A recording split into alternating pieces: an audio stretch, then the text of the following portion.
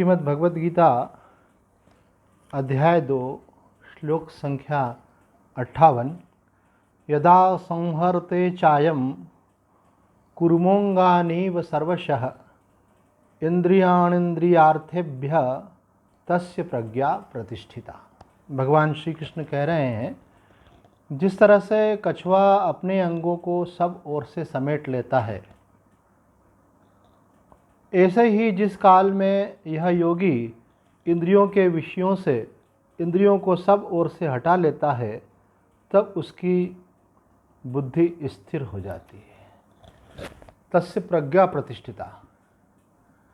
बुद्धि में भी दो भेद होते हैं, एक कुबुद्धि, एक सुबुद्धि, एक विवेकवती बुद्धि।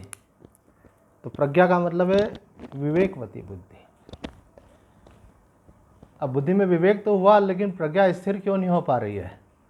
तो उसका रीज़न भगवान ने बताया कि जब इंद्रियां आपके वश में हो जाती हैं।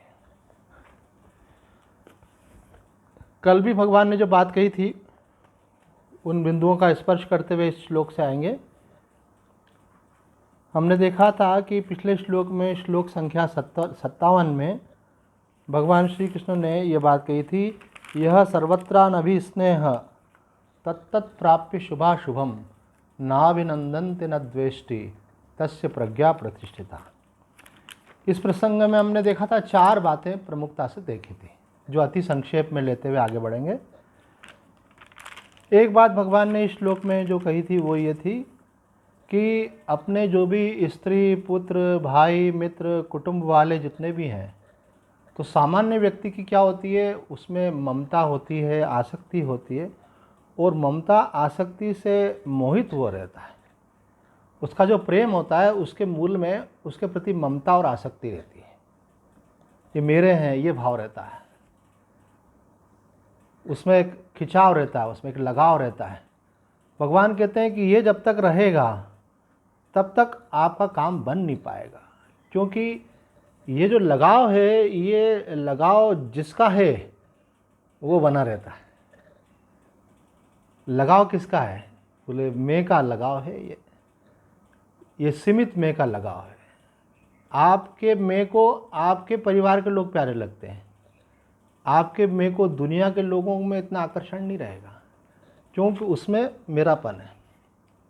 तो जब तक ये मैं आपका मेरा को पकड़ करके रहेगा, उसमें सुख लेता है व्यक्ति, उसमें रस रहता है, उसमें अच्छा लगता है, उसमें एक सुरक्षा महसूस होती है। हमारे देखो एक बहुत इंपॉर्टेंट बात निकल के आ रही है यहाँ प्रसंग में कि भागवत जी में परीक्षित जी ने एक प्रश्न पूछा है सुखदेव भगवान से कि जब मनुष्य को ये लगे कि अब मेरा समय आखिरी आ गया है, तो क्या करना चाहिए उसको?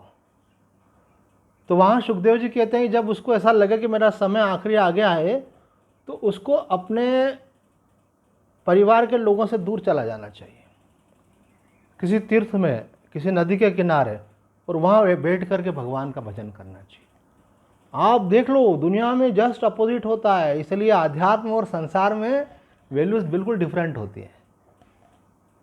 जब तक कि आपका व्यवहार परमार्थ से युक्त नहीं हो जाएगा, अध्यात्म से युक्त नहीं हो जाएगा, तब तक वो आपका संसार व्यर्थ है। वो परमार्थ भी परमार्थ नहीं है आपका। ये बात राधे बाबा की वाणी में हमने भी 2 दिन पहले भी पोस्ट की थी। उन्होंने ये बात कही है कि जब तक आपका व्यवहार और परमार्थ का भेद बना हुआ है, तब तक आपका परमार्थ हुआ ही नहीं शुरू, क्योंकि वो उसकी पहचान तो संसार में होगी ना, व्यवहार में होगी ना। अभी कोई व्यक्ति बीमार हो जाए और अब लगे कि भाई इसका समय पूरा हो रहा है, तो डॉक्टर साहब बैठे हैं सामने, तो बताएंगे भाई ऐसे लोगों को क्या बोलते हैं डॉक्टर साहब, अरे भाई अब इनका समय आखिरी आ गया है, अगर आपको किसी को बुलाना हो तो बुला लो, ऐसा बोलते हैं डॉक्टर साहब। तो क्यों बोलते हैं? क्योंकि मालूम है इन लोगों का मोह रहता है, वो परिवार वालों को देखकर खुशी होती है कि चलो जाते जाते एक बार इनको देख लिया। और शास्त्र अपोजिट बात बोल रहा है। श्रीमद् भागवत पुराण जो है विपरीत बात बोल रहा है। सुखदेव जी जो है परीक्षित जी को बिल्कुल अन्य बात बोल रहे हैं। वो बोल रहे हैं कि परिवार वालों को मत बुलाओ, परिवार वालों से मत मिलो, और हो सके तो परिवार वाले अगर आसपास हो तो आप खुद चले जाओ वहाँ से। न होगा बांस न बजेगी बांसुरी, न ये दिखेंगे न इनमें मोह जाएगा। मैं दिल्ली के पास में एक चरखी दादरी नाम की जगह है, वहाँ प्रवचन के लिए जाता था। तो वहाँ भक्तों ने बताया कि स्वामी जी यहाँ दादरी में एक बड़े उच्च कोटि के संत रहते थे। तो उन्होंने अपने भक्तों को कहा था, देखना जब मैं शरीर छोड़ूंगा ना तो तुमको मैं किसी को दिखूंगा नहीं, मैं ये स्थान छोड़ के कहीं एकांत में चला जाऊंगा। अब महापुरुष से उनको शरीर छूटने के पहले आभास भी हो गया, और जैसा उन्होंने कहा था वैसा ही हुआ। वो महाराज जी अपने आश्रम में नहीं मिले, वो आश्रम से दूर कहीं एक स्थान था, कोई 50-60-100 किलोमीटर दूर, वहाँ जाकर के उन्होंने अपना शरीर त्याग किया। ये हम जिसको समझ रहे हैं कि ये मेरे नहीं है, ये मेरा मानना ही बाधा है। और अगर शरीर दृष्टि से अगर मेरे माने भी जाएं व्यवहारिक दृष्टि से, तो उसमें जो लगाव है वो बाधा है। भगवान स्पष्ट बोल रहे हैं। हम लोग स्नेह शब्द का कितना पॉजिटिव यूज़ करते हैं, ये हमारी बिटिया रानी है, इस पर हमारा बहुत स्नेह है, ये हमारी बहुत प्यारी है। तो वो यहाँ पे जयदयाल गोयनका जी ने कहा, ये जो आपकी बातों में ये अपनापन टपकता है, मोह टपकता है आपका, और आप इसको एक सकारात्मकता के रूप में लेते हैं, वो बड़ा अच्छा मानते हैं ऐसा। ये मेरा बहुत लाडला है, ये हमारा बहुत प्यारा है, और इससे बिना तो हमारी ज़िंदगी क्या, ये तो सब कुछ है हमारा। और ये क्या कह रहे हो आप? आध्यात्मिक दृष्टि से आप अपने आप को गाली दे रहे हो, आप मोह माया में फंसे हुए हो। भगवान बोले यह सर्वत्र नभि स्नेह, उसको स्त्री पुत्र भाई मित्र कुटुंब के दूसरे लोग हैं, उसमें कोई ममता और आसक्ति नहीं होती है, कोई मोहजनित आकर्षण उसका नहीं रहता, शुद्ध प्रेम रहता है। कई लोग डरते हैं कि अगर आसक्ति नहीं रह गई तो फिर मोह नहीं रह गया तो फिर कोई व्यक्ति की अगले व्यक्ति की परवाह क्यों करेगा, फिर वो सही ढंग से रिलेशन रखेगा, वो उसका प्रेम जो होगा शुद्ध प्रेम होगा। अभी तो अहंकार के कारण, वासना के कारण, मोह के कारण हो रहा है, फिर ऐसा नहीं होगा, फिर विशुद्ध प्रेम निकल करके आएगा। भगवान का हमारे प्रति क्या है? क्या मोह है क्या? भगवान हमको बहुत प्रेम करते हैं, इतनी बढ़िया दुनिया चला रहे हैं भगवान, है ना। हमारी समझ में भले नहीं आ रहा हो, लेकिन भगवान का तो काम बहुत परफेक्ट है, क्योंकि वो स्वयं परफेक्ट है, इसलिए सब काम परफेक्ट है। भगवान का हम सबके प्रति प्रेम है, क्योंकि हम भगवान की संतान हैं, ईश्वर अंश जीव अविनाशी।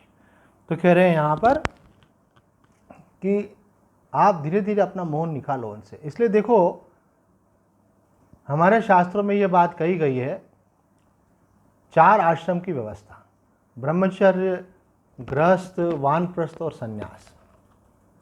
तो ये वानप्रस्थ की बात क्यों कही गई भाई? और ये कुछ थोड़े लोगों के लिए नहीं कही गई है, हम सब के लिए है। शास्त्र की शिक्षा सारे लोगों के लिए कही गई है, कुछ चुने हुए थोड़े लोगों के लिए नहीं है, कि आपको अपने जीवन को 4 में विभाजित करके चलना चाहिए। पहले पढ़ो लिखो, संयम करो, अपने को योग्य बनाओ, ताकि गृहस्थ जीवन में प्रवेश करो तो आपकी सुचारू व्यवस्थाएं चले।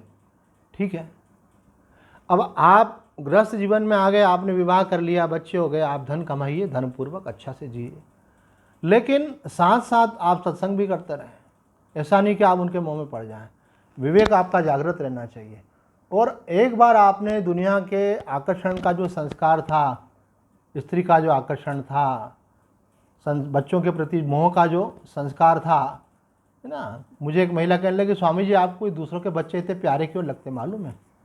इसलिए लगते हैं क्योंकि आपके अपने बच्चे नहीं हैं। ये हमारे ऋषियों ने व्यवस्था की है, पर आपने अपना डोज लिया नहीं, तो आपको बाहर से लेना पड़ रहा है।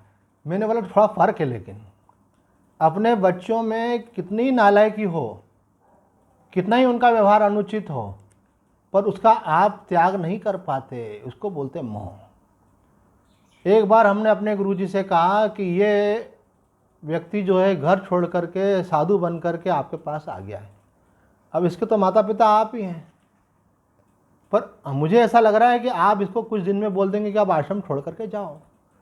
तो मैं एक प्रश्न अपने महाराज जी से पूछा, जिन उस समय मैं जिस आश्रम में था, कि महाराज जी एक बात बताओ, क्या कोई माँ बाप अपनी संतान का त्याग करता है क्या? तो आप ये सब कुछ छोड़ के आपके पास आया है और आप इसको बोल रहे हैं कि अगर हमारी बताई हुई जो शिक्षा है, मर्यादा है, व्यवस्था है, उसका अगर तुम पालन नहीं कर सकते तो जाओ भाई, तुमको जहाँ अच्छा लगे वहाँ रहो, अपने हिसाब से रहना है तो अपने हिसाब से रहो। तो महाराज जी ने एक उत्तर दिया, यही फर्क है, यही फर्क है मोह और प्रेम में।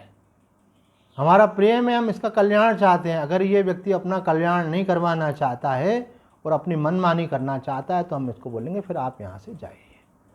बोले ये जो शिक्षा हम फॉलो कर रहे हैं ये हम गृहस्थों को भी देते हैं। मेरे सामने की बात, एक महिला ने आके बोला कि मेरा लड़का रात को 11 बजे दारू पी करके घर पे आया, तो मेरे पति ने उसको डांटा और डांटने में बोला कि अगर तू कल आया ना तो कल तेरे को अंदर एंट्री नहीं मिलने वाली है। अब दारू पिए व्यक्ति को क्या मालूम पड़े कि किसको क्या बोला जा रहा है। तो उन्होंने आकर के जब महाराज जी को बताया तो महाराज जी ने बोला बिल्कुल ठीक है, अगर संतान बिगड़ रही है, रास्ते से बाहर जा रही है और कहना नहीं मान रही है और उल्टे काम कर रही है, तो ऐसी संतान का पोषण करने की कोई ज़रूरत नहीं है। आप आतंकवादी को घर में क्यों पालो? वह ऐसा कुपूत जो है वो आपको दुखी देगा और खुद का जीवन भी नष्ट करेगा।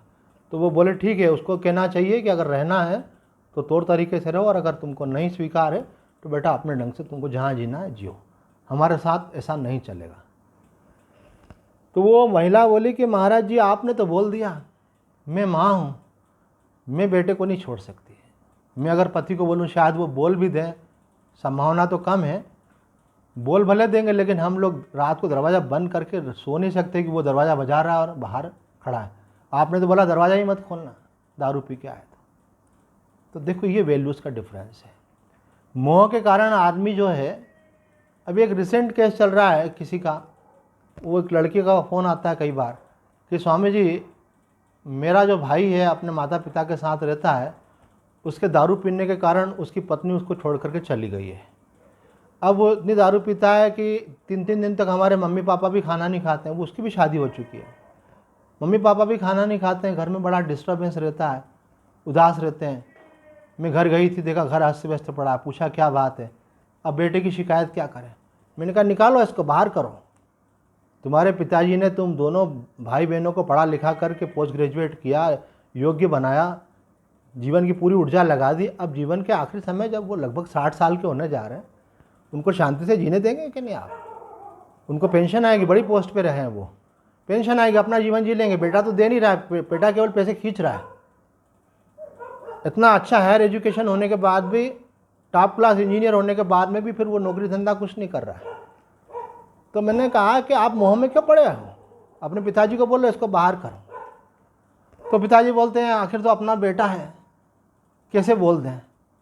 ये इसको यही बात भगवान श्री कृष्ण कह रहे हैं, या आप इस स्नेह जिसको बोल रहे हैं, ये आप मोह ममता में बुरी तरह से फंसे हुए हैं कि आदमी गलत काम कर रहा है तो आप उसको पनिश नहीं कर पा रहे हैं, उसको छोड़ नहीं पा रहे हैं और उसके साथ अपनी ज़िंदगी भी बर्बाद कर रहे हैं।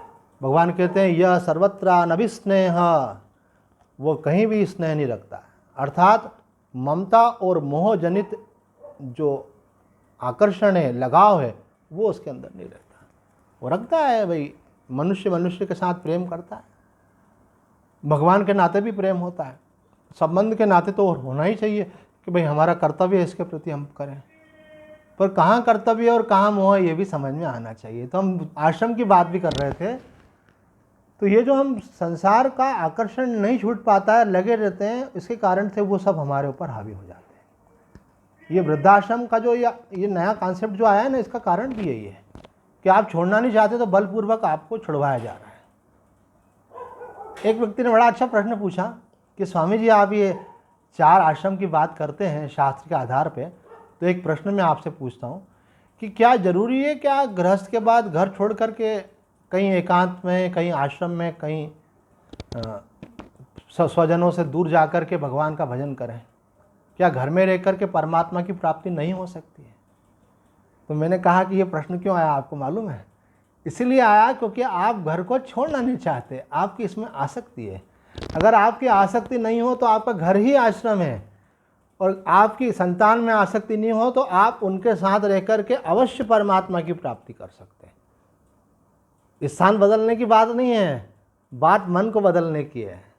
आप यहाँ अगर भाई बहनों को छोड़ देंगे, पुत्रों को छोड़ देंगे, पुत्रियों को छोड़ देंगे, बहू बेटों को छोड़ देंगे, जहाँ जाएंगे वहाँ पे भी कोई न कोई होंगे, उनमें भी आसक्ति हो सकती है, राग द्वेष हो सकता है। तो मुख्य बात मन को बदलने की है। तो मन को बदलने का एक साधन माना था इसको। आपकी स्थिति ऐसी होनी चाहिए कि चाहे इनके साथ रहें, चाहे एकांत में रहें, हमको कोई फर्क नहीं पड़ता, तब फिर आप रह सकते हो। एक प्रसंग निकल आया तो उसको भी पूरा करते हैं। स्वामी अशोकानंद जी महाराज है रामकृष्ण मिशन के, इंदौर के बहुत फेमस डॉक्टर हुए। डॉक्टर साहब तो जानते होंगे, डॉक्टर बोरडिया जी के सुपुत्र जो आई स्पेशलिस्ट थे, उनके सुपुत्र वो खुद संन्यास ले लिया उन्होंने वाराणसी में। उन्होंने एक पुस्तक लिखी, उस पुस्तक का नाम है कि संन्यास कब।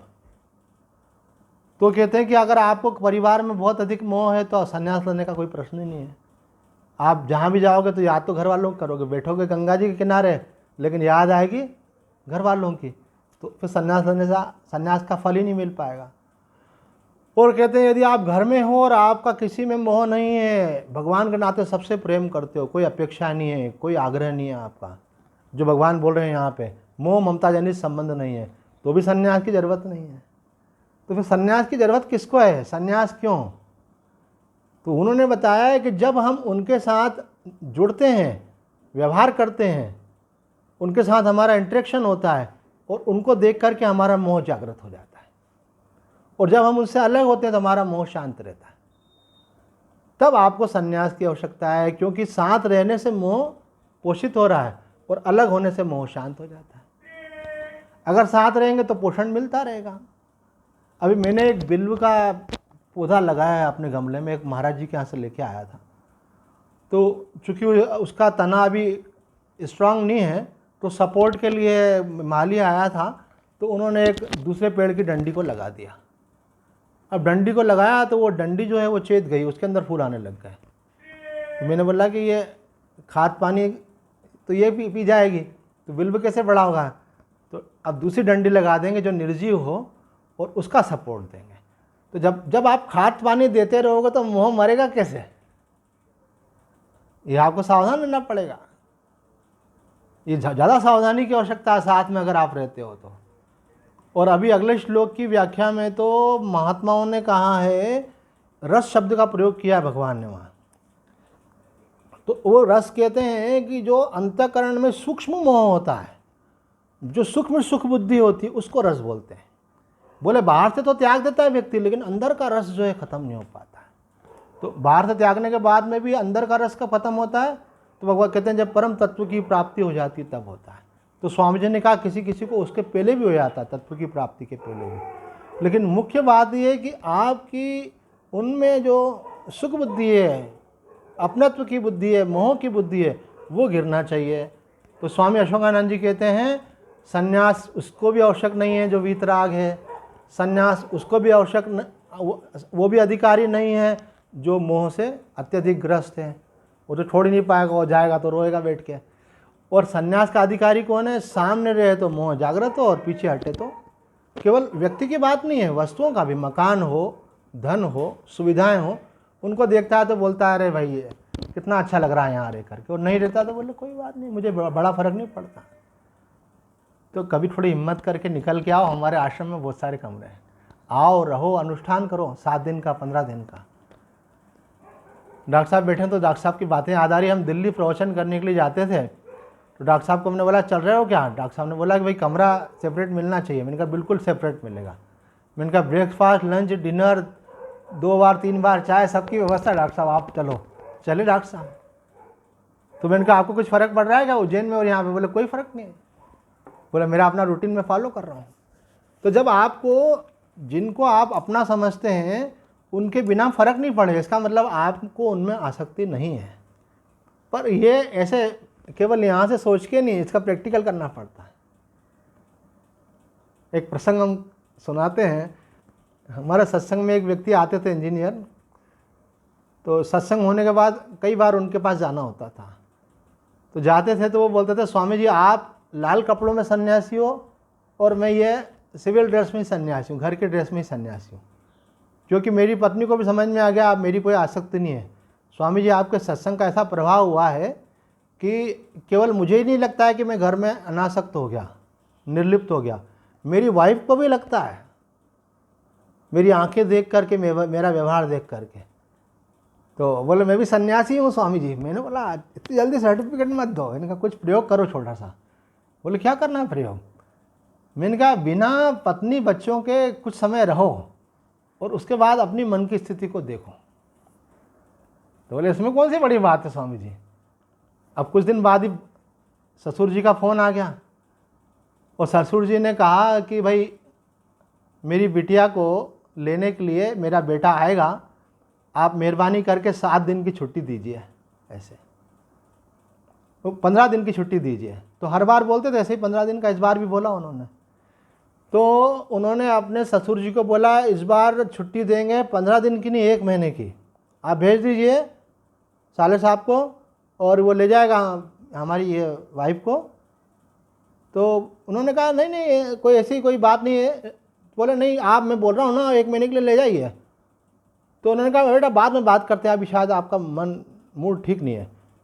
क्योंकि क्या हर बार वो बोलते थे 15 दिन की छुट्टी दो, तो वो क्या जवाब देते थे कि 15 दिन तो बहुत होते हैं 7 दिन के लिए। और इस बार उन्होंने क्या बोला 15 नहीं 1 महीने के लिए, 15 दिन नहीं 1 महीना।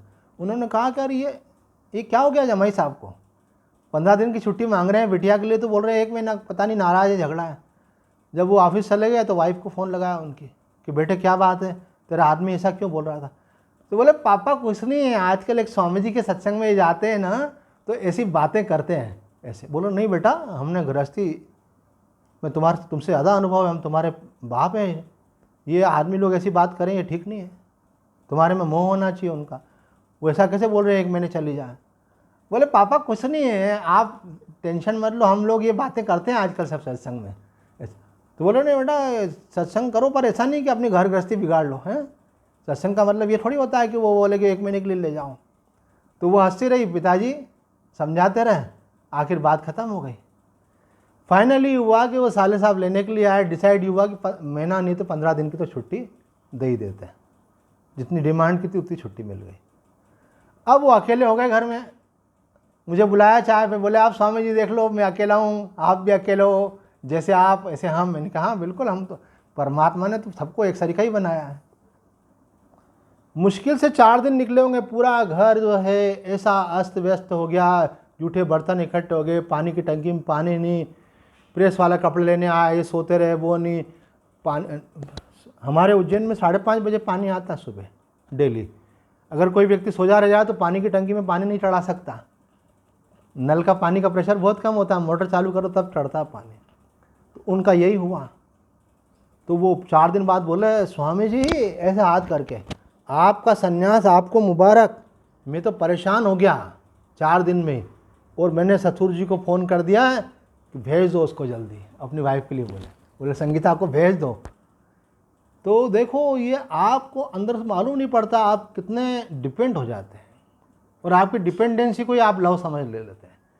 आपके सारे काम कोई कर रहा है, आप बोलते हैं ये मुझे बहुत प्यार करती है, क्यों? क्योंकि ये आपका सब रख रखाव कर रहे हैं, सब आपकी मानसिक निर्भरता को आप प्यार मान लेते हैं और आप उसको एक्सेप्ट कर लेते हैं भैया इनके बिना मेरा गुजारा नहीं है। जब आपके दिमाग में ये बात आ जाती है ना, ये वर्ड्स मेरे नहीं है, स्वामी अखंडानंद जी महाराज सरस्वती वृंदावन वालों के हैं। जब आपको किसी के लिए लगता है कि इसके बिना मेरा गुजारा नहीं है, इसका मतलब है कि आप उसमें फंसे हुए हो। मुझे डॉक्टर साहब की बहुत अच्छी बातें लगी, स्वामी जी किसी की ज़रूरत नहीं है, एक फ़ोन करो एम्बुलेंस आती, तबीयत ठीक नहीं हो तो। अगर बीमार हो जाए तो बच्चा करेगा क्या, आके कोई हाथ पैर दबाएगा क्या आपके? आएगा, हालचाल पूछेगा, डॉक्टर को फ़ोन करके बुलाएगा, आपसे चलना फिरना नहीं बन रहा, फिजियोथेरेपिस्ट को बुलाएगा, बिल्कुल बेड पे आ गए तो ऐसी सेवा करने वाली जो महिलाएं होती हैं उनको बुलाएगा कि भाई इनकी सेवा करो। तो ये तो सब फ़ोन पे मैनेज होता है। कोई बच्चे नौकरी धंधा छोड़ के साथ में बैठे थोड़ी रहते हैं, कहीं पे भी करने वाले ही काम करते हैं, वो काम तो फ़ोन पे भी मैनेज होते हैं। तो आदमी सोचता है कि इनके बिना नहीं चलेगा, साथ रहने में दिक्कत नहीं है, ये बात समझें आप। लेकिन ये जो मानसिक निर्भरता है, ये आपका जो लगाव है, ये जो आपकी पकड़ है, वो भगवान कह रहे हैं कि ये जब तक रहेगा तब तक प्रज्ञा स्थिर नहीं होगी। प्रज्ञा तब स्थिर होगी जब वहाँ से निकलेगी। आप सोचो ना, आपकी वृत्ति कहीं गई हुई है, वहाँ से लौट के अपने में जब तक नहीं आएगी तो स्थिति कैसे होगी। भगवान कह रहे हैं तत्त प्राप्य शुभाशुभम। बोले ज्ञानी के लिए तो कोई ना शुभ है ना अशुभ है। साधक की दृष्टि से आपकी इंद्रियों मन बुद्धि के अनुकूल हो तो उसको शुभ बोलते हो आप। आपकी इंद्रिय मन बुद्धि के अनुसार नहीं हो, विपरीत हो, तो आप प्रतिकूल बोलते हो, उसको अशुभ बोलते हो। तो बोले ज्ञानी के जीवन में चाहे शुभ आए चाहे अशुभ आए, यह सर्वत्र नभि स्नेह तत्त प्राप्य शुभाशुभम नाभिनंदन्ति न, कि वो फिर अगर अनुकूलता आ जाए तो वो हर्षित नहीं होता, मन बहुत खुश नहीं हो जाता उसका, वाणी से स्तुति नहीं करने लगता, शरीर से नृत्य नहीं करने लगता, कोई पार्टी शार्टी नहीं करने लग जाता। न द्वेष्टि, अगर प्रतिकूलता आ जाए तो शांत रहता है। बोले ठीक है, आइए चली जाएगी, रहना है तो रहे, भगवान की योजना है। बल्कि वो अपने को टेस्ट करता है, इस प्रतिकूलता में मैं कितना अप्रभावित रह रहा हूँ। देखो परीक्षा होगी तो योग्यता साबित होगी ना। आपको प्रमोट कर दिया कोरोना के कारण तो आपको मालूम ही नहीं पड़ा योग्यता है कि नहीं, है ना, हो गए 12वीं पास लेकिन जब प्रतिकूलता आती है तो परीक्षा होती है कि उसमें आप प्रभावित हुए कि नहीं। किसी का स्वास्थ्य बहुत ख़राब हो जाता है, उसके बाद में भी उसका मन खराब नहीं है, वो बोलता शरीर है भाई अब क्या कर सकते हैं, एक न एक दिन तो जाना और कभी भी कुछ भी हो सकता है, और वो मन से शांत बना हुआ है। इसका मतलब क्या हुआ कि परीक्षा में पास हो गए। आपने सत्संग तो सुना, लेकिन परीक्षा में कब पास होंगे, जब शरीर में बीमारी आ गई, अथवा बुढ़ापा आ गया, अथवा परिवार के लोग प्रतिकूल हो गए, अथवा अन्य किसी प्रकार से प्रतिकूल परिस्थिति आ गई, और फिर भी आपका धैर्य नहीं टूटा। तो बोलते हैं नाभिनंदन्ति न द्वेष्टि तस्य प्रज्ञा प्रतिष्ठिता, उसकी प्रज्ञा स्थिर समझना चाहिए। अब आज के श्लोक को अति संक्षेप में लेकर के विषय को पूरा करेंगे। भगवान बोले होगी कैसे, ये प्रज्ञा स्थिर कैसे होगी, इसका भगवान यहाँ पे एक्सप्लेनेशन देते हैं। एक बहुत परफेक्ट एग्जाम्पल दिया। बोले कछुआ होता है ना, उसके 4 पैर होते हैं, एक पूँछ होती है, एक मुंह होता है। जब वो चलता है तो सब के सब बाहर निकले हुए रहते हैं, और वो बाद में क्या करता है, वो अपना मुंह भी अंदर कर लेता है, पैर भी अंदर कर लेता है, पूँछ भी अंदर कर लेता है, केवल उसकी पीठ दिखाई देती है, और पीठ बड़ी मजबूत रहती है, उसके पत्थर मारो कुछ नहीं होने वाला। तो अगर आप चाहते हो कि आपकी प्रज्ञा स्थिर हो तो क्या करना चाहिए, भगवान बोले कछुए जैसा ही रहना चाहिए। कछुआ गुरु है आपका। ये जो विड्रॉ कर लेता है, तो भगवान कहते हैं कि यहाँ पे आपको भी यदा संहर्ते चायम कुर्मोंगानीव सर्वश इंद्रियाणि इंद्रियार्थेभ्य, इंद्रियों के अर्थों से आप संकुचित करो। आँखों को रूप से, कान को शब्द से, नासिका को गंध से, जीवा को स्वाद से, त्वचा को स्पर्श के सुख से, इनको सबको आप खींच लो। आपकी जीवान ये बोलना नहीं चाहिए कि मेरे को आज ये खाने को चाहिए, मेरे को मज़ा नहीं आ रहा है। आप ये मज़ा लेना छोड़ो। आप अगर परमात्मा में स्थिति चाहते हो तो शरीर निर्वाह के लिए खाओ। एक स्वामी जी को किसी ने पूछ लिया ऐसा, बड़ा इंटरेस्टिंग केस है वो। बाकी महात्मा तो बोलते नहीं, पर वो व्यवहार में भी परमार्थ की बातें बोलते थे ऐसे, पूरी एक एक बात। तो किसी ने पूछ लिया महाराज जी क्या बनाए जो आपको अच्छा लगे, जिसमें आपको मज़ा आए। तो बोले कि हमको अपने कैटेगरी में क्यों ला रहे हो, मज़ा आए। बोले हमारा मज़ा खाने में नहीं, हमारा मज़ा परमात्मा में, और यही तुमको भी हम शिक्षा देते हैं। तो यहाँ कह रहे हैं कि इंद्रियों को उनके अर्थों से, अर्थात जिस इंद्रिय का जो विषय है उसका जो वो ग्रहण होता है, उसमें जो सुख बुद्धि होती है उसका त्याग करना है। हलवा मिल जाए, खीर मिल जाए, गुलाब जामुन मिल जाए, खाइए, मना नहीं है, पर यह मत बोलिए कि कल भी चाहिए। और मिल रहा है तो ऐसा नहीं कि आज तो मज़ा आ गया, आज तो क्या बात है, ये नहीं, आया खा लिया। दलिया मिल गया तो खा लिया, जैसा बन गया वो खा लिया, जैसा जैसी परिस्थिति वैसा वैसा ले लिया। अगर ये केवल खाने को लेकर के नहीं है, आप जिन जिन विषयों का ग्रहण करते हैं, 5 आपकी ज्ञानेंद्रियाँ हैं और एक मन है, 6। जैसे वहाँ पे भी 6 है ना, 4 पैर, एक मुंह, एक पूँछ, 6। भगवान बोलते 6 जैसे उसने विड्रॉ किए तो वो सेफ हो गया। अगर आप भी संसार में सुरक्षित होना चाहते हैं, परम आनंद को उपलब्ध होना चाहते हैं, तो उपाय क्या है, इन 6 को समेट लो। आप अपने मन को किसी में फंसने मत दो, अपनी इंद्रियों को किसी में फंसने मत दो। अगर फंस गई तो गए काम से, रुलाएगा आपको। स्वामी अखंडानंद जी महाराज कहते हैं जो आज आपको प्रिय लग रहा है कल वही आपको रुलाएगा, जो आपको प्रिय नहीं लगता वो रुलाएगा कैसे। आप बोलोगे उसके बिना मेरा चलता नहीं, वो चला गया मेरे को छोड़ के, वो परिस्थिति चली गई कि चाहे व्यक्ति चला गया कि वो सुविधाएं चली गई आपकी, तो आप रोने लग जाएंगे। ये प्रतिकूलता तो बल्कि आपको और अधिक परमात्मा की तरफ ले जाने के लिए आई है। आप परमात्मा से कहते थे भगवान मैं आपका हूँ, मुझे अपनी शरण में रखो। भगवान बोलते तू संसार की शरण छोड़ेगा तो मेरी शरण में आएगा ना। अच्छा चल, तेरे से नहीं छूट रहा है ना, मैं छुड़वाता हूँ। भगवान आपकी कुछ अनबन कर देंगे, कुछ परिस्थिति ऐसी कर देंगे, कुछ अनुकूलताएं छीन लेंगे। आप बोलेंगे अरे भगवान आपकी भक्ति करते हैं, ये क्या करा आपने। भगवान बोले तू बोल रहा था ना मैं आपकी शरण में आना चाहता हूँ, मैं तेरे को शरण में ले रहा हूँ। अब तक तो तेरे शरण मतलब संसार का आश्रय ले रखा था, अब तू मेरे आश्रय में आ जा। भगवान बताएं जैसे कछुआ अपने अंगों को सर्वशः अच्छी प्रकार से सारा समेट लेता है, उसी प्रकार से आपको अच्छी प्रकार से अपने आप को संसार से समेट लेना है, तब आपकी प्रज्ञा स्थिर हो जाएगी। तस्य प्रज्ञा प्रतिष्ठिता, उसकी प्रज्ञा स्थिर होती है। तो आज इतना ही कहकर अपनी वाणी को विराम देते हैं। ओ अच्छा, कुछ पूछना चाहते हैं आप? पूछिए पूछिए, आप माइक ऑन करके पूछ सकते हैं आप। 1 सेकंड।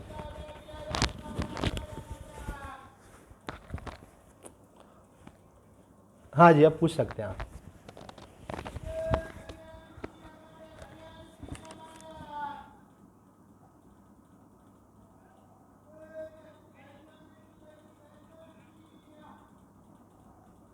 ये जो न द्वेष्टि शब्द का प्रयोग किया गया ना, तो उसकी व्याख्या में यही कहा है कि दोष देखने से द्वेष होता है, और जब दोष देखते हैं तो द्वेष होता है और फिर क्रोध आता है। तो आप जो दोष देख रहे हैं वो दोष बुद्धि इसलिए हो रही है कि आपके शरीर इंद्रिय मन के कुछ प्रतिकूल हो रहा है, तो आपकी दोष बुद्धि हो रही है। भगवान यहाँ क्या कह रहे हैं? न द्वेष्टि न कांक्षति, न तो कोई आकांक्षा करना और न किसी से द्वेष करना। ये पिछले श्लोक में कहा है ना, नाभिनंदन्ति न द्वेष्टि। तो कोई अनुकूलता आ जाए तो हर्षित नहीं होना, और प्रतिकूलता आ जाए तो आपको उससे नाराज ही नहीं आना चाहिए। अब कल हम रामायण सीरियल देख रहे थे, तो राम जी जब लौट करके आए हैं अयोध्या में, तो वो अपने माताजी कौशल्या माताजी के दर्शन करने के लिए जा रहे थे। तो उनके साथ सीता जी हैं, तीनों भाई भी साथ साथ चल रहे हैं। इतने में उनको कुछ आवाज़ सुनाई दी। अभी ये मीटिंग पूरी हो जाएगी, फिर से आपको ज्वाइन करना पड़ेगा। जैसे पूरी हो फिर से ज्वाइन कर लेना जो सुनना चाहते हैं। तो उन्होंने देखा कि पब्लिक बोल रही है कि कैकेयी माता को निकाल देना चाहिए महल से, राम जी आए कहीं दूसरा षड्यंत्र नहीं सज कर ले। लेकिन राम जी ने कहा कि सबसे पहले कैकेयी माता के पास चलो, और कैकेयी माता को जाकर के कहा कि सबसे पहले मैं आपका आशीर्वाद लूँगा, फिर कौशल्या माता जी का लूँगा। कोई द्वेष भाव उनका नहीं। तो भाइयों ने कहा कि आप ऐसा कैसे कर रहे हैं? तो उन्होंने कहा कि तुमको ये विश्वास है कि नहीं, विधाता की योजना में सब होता है, व्यक्ति तो निमित्त मात्र है। हम लोग क्या है, किसी के माध्यम से कोई प्रतिकूलता आती है तो सारा दोष उसको दे देते हैं। दोष उसका नहीं है, हमारे प्रारब्ध के अनुसार वो व्यक्ति निमित्त मात्र है। हो ये वही जो राम रचि राखा। तो भगवान की इच्छा का कैसे विरोध कर सकते हो? और भगवान का विधान तो हमारे लिए मंगलमय है। जब आप प्रारब्ध को स्वीकार करते हैं, भगवत इच्छा को स्वीकार करते हैं, और आप समझते हैं कि ये परिस्थिति में मेरे पाप का क्षय हो रहा है और इसके अंदर मेरे समत्व का विकास करना है, असंगता का विकास करना है, तब आप समझेंगे कि ये प्रतिकूलता मेरे लिए एक प्रकार से अवसर है अपने आप को परमात्मा से जोड़ने का, अपने आप को परिस्थितियों में निर्लेप करने का।